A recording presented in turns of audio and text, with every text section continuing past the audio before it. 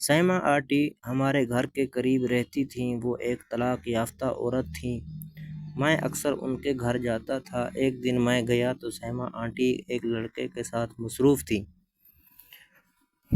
میں جب پہنچا تو وہ بولیں، یہ لڑکا تو بیکار ہے، تم آؤ، مجھے سکون دو۔ جیسے ہی میں قریب ہوا تو وہ بولیں، یہ ان دنوں کی بات ہے جب میں 9ویں جماعت میں پڑھتا تھا۔ ہمارے پڑوس میں ایک سائمہ آنٹی رہتی تھیں جن کی عمر 36 سال کے قریب تھی۔ وہ طلاق یافتہ تھیں۔ اکثر ہمارے گھر بھی آتی تھیں۔ کوئی کام ہوتا تو امی مجھے بھی بھیج دیتی تھیں ان کی طرف۔ خیر، ایک دن کچھ چیزیں امی نے دیں کہ جاؤ سائمہ آنٹی نے دی ہیں، یہ ان کو دے آؤ۔ اس وقت دن کے 11 بج رہے تھے۔ گرمیوں کے دن تھے، اس لیے جب میں گیا تو سائمہ آنٹی میری عمر کے لڑکے کے ساتھ میچ میں مشغول تھیں۔ یہ بات سب جانتے تھے کہ سائمہ آنٹی جیسی پیاری کوئی عورت یہاں نہیں رہتی۔ خیر، جب میں نے یہ منظر دیکھا تو میری آنکھیں کھلی کی کھلی رہ گئیں۔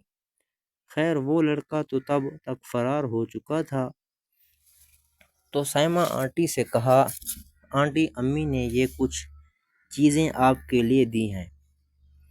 آنٹی کی نظریں جھکی ہوئی تھیں۔ میں نے کہا، دیکھ لیں آنٹی۔ تو وہ بولیں، اپنی امی کو میری طرف سے تم شکریہ ادا کرنا۔ پھر بولیں، اچھا حمزہ، بات سنو۔ میں نے کہا، جی آنٹی بولیں۔ وہ آنٹی نے کہا، بات یہ ہے کہ تم یہ بات صرف اپنے تک رکھنا، اس بارے میں کسی سے کوئی ذکر نہ کرنا۔ میں نے کہا، جی آنٹی، میں کسی کو نہیں بتاتا، لیکن آپ ایسا کیوں کرتی ہو؟ وہ بولی، حمزہ، 9 سال ہو گئے ہیں شوہر کو مجھے چھوڑے ہوئے۔ کیا میں انسان نہیں ہوں؟ کیا میرا دل نہیں چاہتا؟ میں نے کہا، آنٹی، آپ کی بات تو ٹھیک ہے، لیکن یہ کب تک ہوتا ہے جب آپ میچ کے لیے وقت نکالتی ہو؟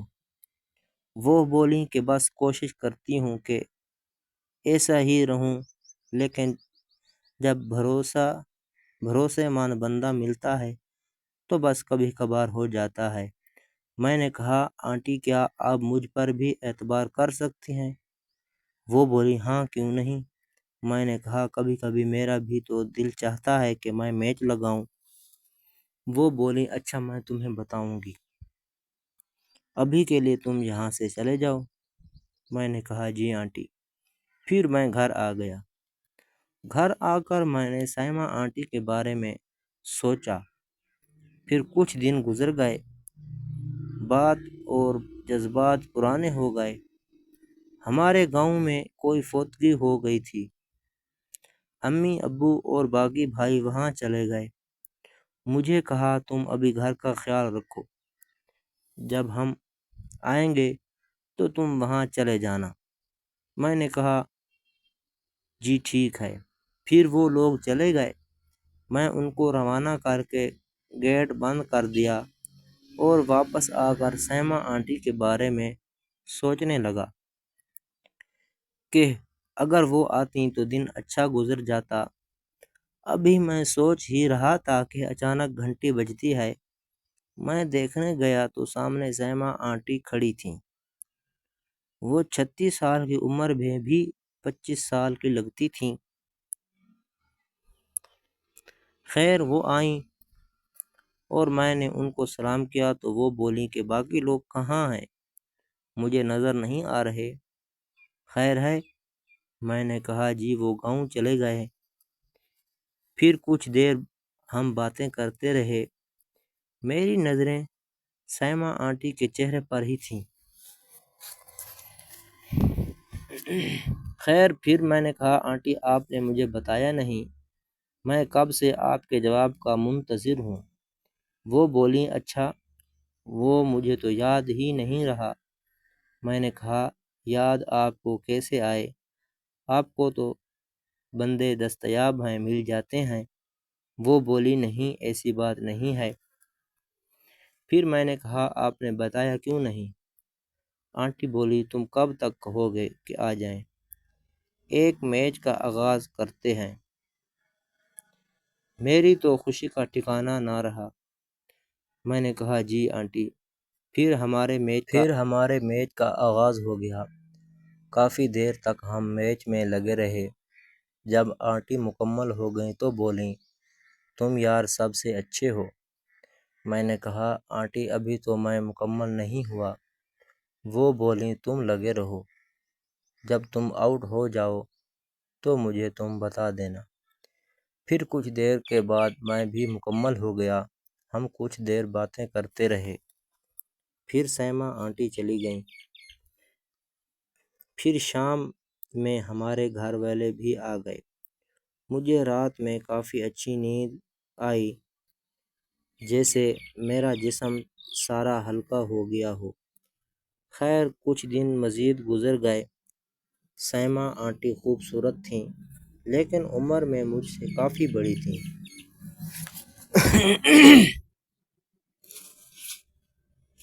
لیکن سیمہ آنٹی کی ایک بھانجی تھی جس کا نام عشا تھا۔ وہ شادی شدہ تھی، لیکن ہم دونوں نظروں میں ایک دوسرے کو پسند کرتے تھے۔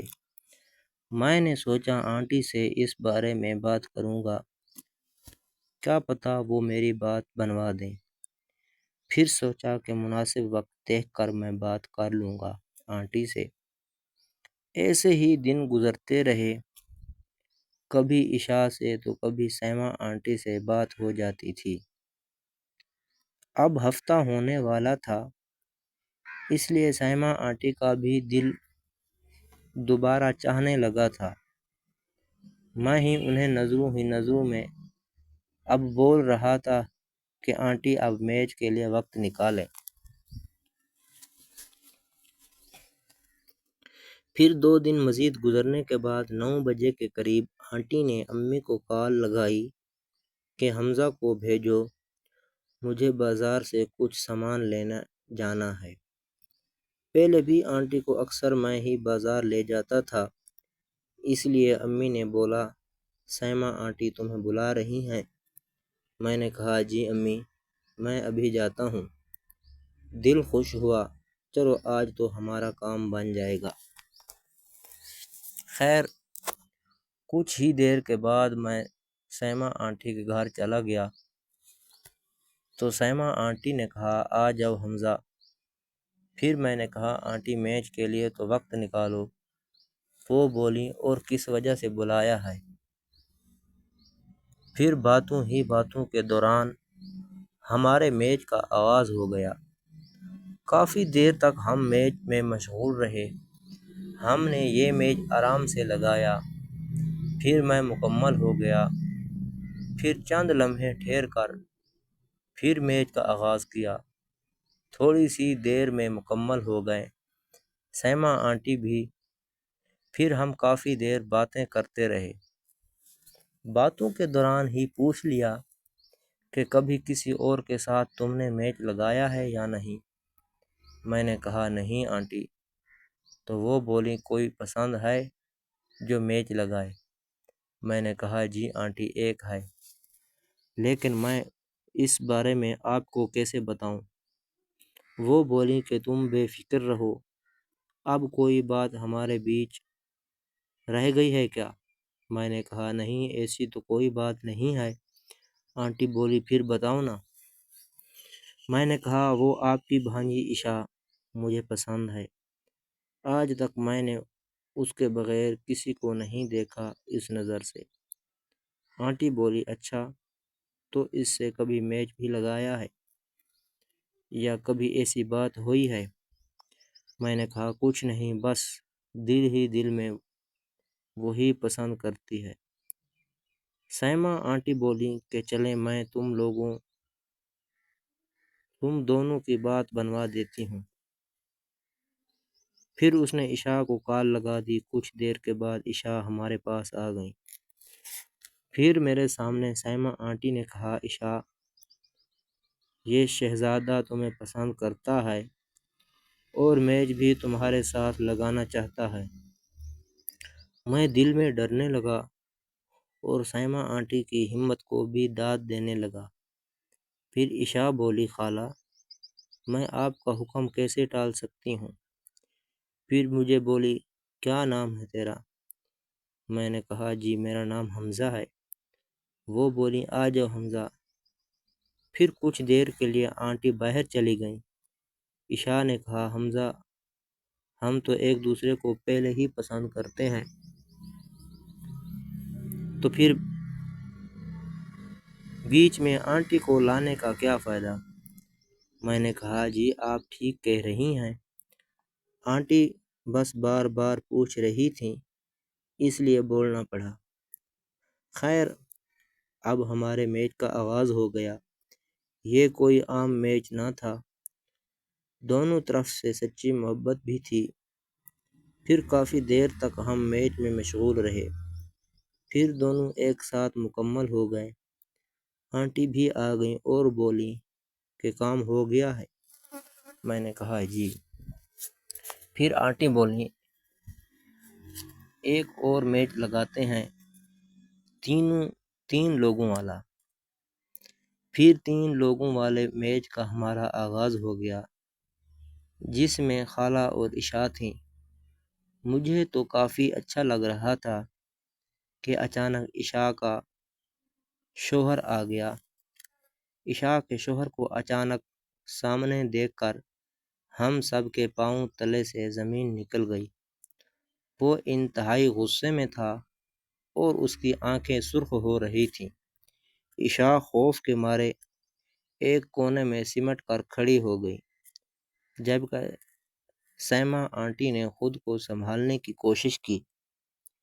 عشاء کا شوہر زور زور سے چلانے لگا اور اس نے پورے محلے کو سر پر اٹھا لیا۔ دیکھتے ہی دیکھتے گھر کے باہر محلے داروں کا تماشا دیکھنے کے لیے ہجوم اکٹھا ہونا شروع ہو گیا۔ سائمہ آنٹی نے آگے بڑھ کر معاملے کو ٹھنڈا کرنے کی کوشش کی، لیکن عشاء کا شوہر کسی کی بات سننے کے لیے تیار ہی نہیں تھا اور مسلسل گالیاں دے رہا تھا۔ اس نے للکار کر کہا کہ میں آج تم سب کی اصلیت پورے محلے کے سامنے بے نقاب کر کے رہوں گا۔ حمزہ اس تمام صورتحال سے شدید گھبرا گیا اور اس نے سوچا کہ اگر وہ یہاں پکڑا گیا تو اس کی عزت کا جنازہ نکل جائے گا۔ اس نے خاموشی سے موقع کا فائدہ اٹھایا اور پچھلے راستے سے چپکے سے نکل کر اپنے گھر کی طرف بھاگ گیا۔ گھر پہنچ کر بھی اس کے دل کی دھڑکنیں قابو میں نہیں آ رہی تھیں اور وہ خوف سے کانپ رہا تھا۔ اگلے ہی دن پورے محلے میں اس واقعے کے چرچے آگ کی طرح پھیل گئے۔ ہر کوئی سائمہ آنٹی اور عشاء کے بارے میں طرح طرح کی باتیں کر رہا تھا اور ان کی رسوائی کا سامان بن چکا تھا۔ حالات اس قدر خراب ہو گئے کہ سائمہ آنٹی کو اپنا گھر بیچ کر راتوں رات وہ محلہ چھوڑ کر کسی نامعلوم جگہ منتقل ہونا پڑا۔ عشاء کا گھر بھی مکمل طور پر برباد ہو گیا اور اس کا شوہر اسے طلاق دے کر الگ ہو گیا۔ حمزہ کو اس بات کا شدید پچھتاوا ہوا کہ اس کی ایک نادانی اور غلط قدم نے اتنی زندگیوں کو برباد کر دیا۔